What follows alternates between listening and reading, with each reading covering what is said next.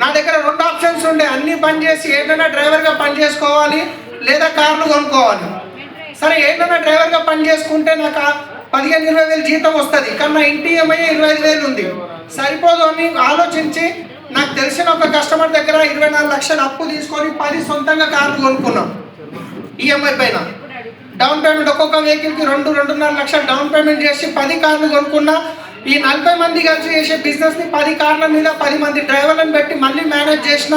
ప్రతి నెల 24 లక్షలకి 70 వేలు ఇంట్రెస్ట్ కట్టాలి, 10 కార్ల ఈఎంఐలు కట్టాలి, 10 మంది డ్రైవర్ల జీతాలు ఇవ్వాలి, కాల్ సెంటర్లో పనిచేసే అమ్మాయిల జీతాలు ఇవ్వాలి, కాల్ సెంటర్ పెట్టిన సెటర్ కిరాయి ఇవ్వాలి. మళ్ళీ నాది అన్ని బాగానే అన్ని 1 ఇయర్ వరకు మళ్ళీ బిజినెస్ సెట్ అయింది, మంచిగా అయిపోయింది అనుకున్న టైం లోపల ఓలా క్యాబ్ వాళ్ళు ఆ రేట్లు ఉంటాయి కదా, మన ఎయిర్పోర్ట్ డ్రాప్కి మేము 700 తీసుకునే వాళ్ళం, వాళ్ళు 300-350కి ఇవ్వడం స్టార్ట్ చేశారు.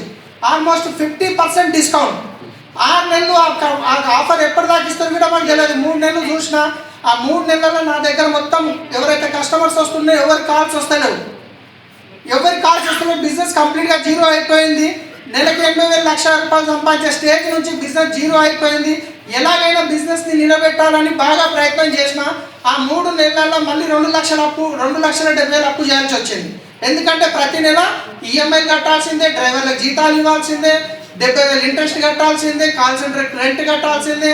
సో 3 నెలల తర్వాత అర్థమైపోయింది నా చేతి ఏం లేదు, ఇంత పెద్ద ట్రావెల్స్ దీన్ని నేను తట్టుకోలేను అన్న విషయం అర్థమైపోయి అప్పటి నుంచి మళ్ళీ నడవని వెహికల్స్